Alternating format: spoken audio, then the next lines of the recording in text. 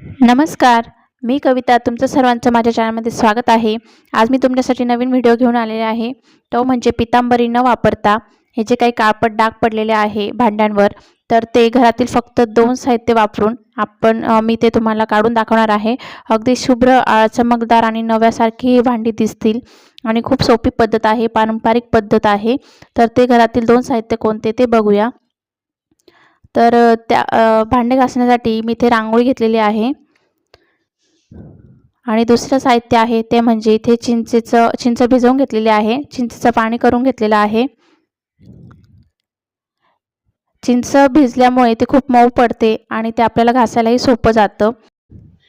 आणि हे चिंचेचं पाणी भांड्यांना सर्वीकडे व्यवस्थित लावून घ्यायचं आहे। चिंचेनं ते व्यवस्थित भिजवून घ्यायचं आहे पाण्याने आणि ते भिजल्यामुळे त्याचे जो काळपटपणा असेल तर तो लवकर निघेल आणि भांडेही लवकर स्वच्छ होतील। तर हे अशा पद्धतीने चिंचेच्या पाण्याने व्यवस्थित आधी घासून घ्यायचं आहे आणि त्यानंतर यावर रांगोळी लावत जायची आहे। रांगोळीने भांडे घासत जायचे आहे।